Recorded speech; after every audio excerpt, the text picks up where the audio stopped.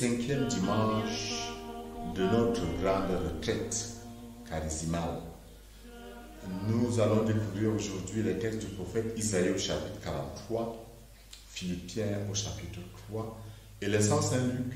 Nous allons lire Saint Jean au chapitre 8, un texte bien beau, manifestant une fois de plus la miséricorde du Père. Rappelons-le, le temps de carême, nous le savons, nous devons aller au désert avec le Christ, mettant nos pas dans ses pas. Deuxièmement, c'est le temps de pénitence, le temps de partage, le temps de prière, les 3 P, nous avons dit. C'est le temps du retour à Dieu. Mais c'est aussi et surtout le temps d'accueil du pardon de Dieu, le temps de l'accueil de l'amour de Dieu, comme nous allons le découvrir dans l'évangile de ce jour. Au centre, nous avons 3 protagonistes. La femme pécheresse, attrapée en flagrant délit d'adultère. Ensuite, les pharisiens, accusateurs, pointant le doigt. Et 3e protagoniste, le Christ.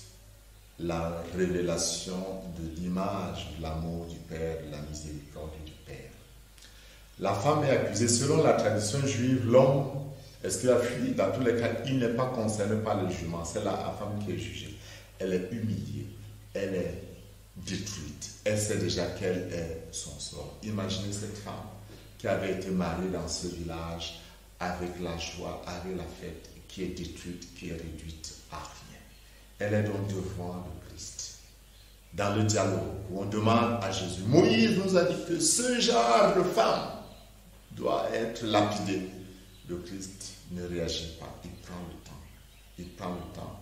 Et quand il pose un acte, quand il dit une parole, celui qui est sans péché, qu'il soit le premier à lancer la prière. Tous, ceux connaissant pécheurs, peut-être que l'un ou l'autre avait même abusé de cette femme. Il s'éloigne. Nous dit le texte, en commençant par les plus vieux.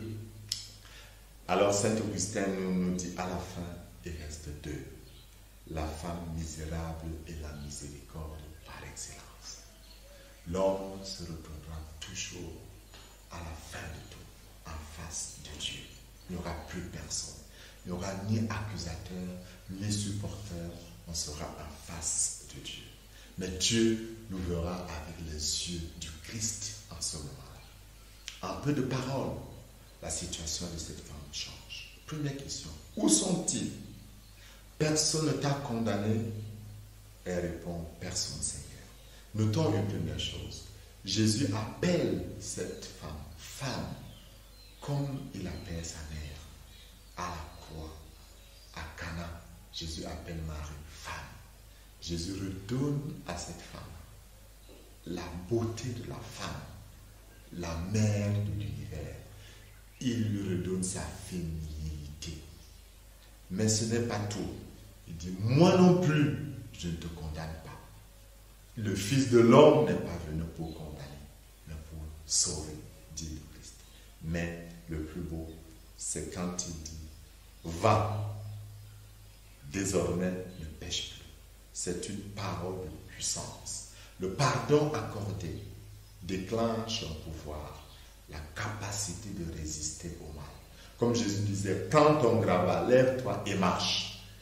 Ainsi, il donne à cette femme-là la puissance de se lever spirituellement.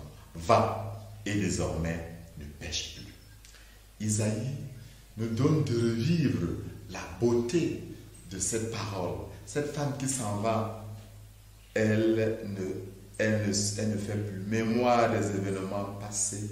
Elle ne songe plus aux choses d'autrefois. Voici, dit Dieu, que je fais une chose nouvelle. Elle germe déjà, ne la voyez-vous pas.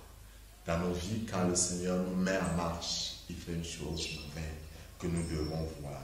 Et le psaume renchérit, quelle merveille fait pour eux le Seigneur, quelle merveille le Seigneur fit pour nous. Nous pouvons aller en pleurant, mais quand nous rentrons avec le Seigneur, nous chantons en nous disant quelle merveille le Seigneur a fait pour nous. La deuxième lecture, qui est la lettre aux Philippiens, dit la même chose. Une seule chose compte, dit Saint Paul. Oubliant ce qui est en arrière et lancé vers l'avant, je cours vers le but en vue du prix auquel Dieu nous appelle là-haut dans le Christ Jésus. Saint Paul dit, je cours tout droit vers le but. J'oublie le passé, je m'en vais les yeux fixés sur le Christ, attiré par la splendeur, attiré par la lumière. Le carême n'est-il pas ce temps de l'espérance joyeuse également, où nous voulons oublier le passé, où nous voulons oublier ce qui nous faisait traîner dans la boue, où nous entendons Jésus nous dire, va, lève-toi, désormais ne pêche plus parce que moi je t'ai pardonné. Recevons, accueillons le pardon de Jésus en ce temps de carême, et spécifiquement en ce jour. Bénisse notre cœur.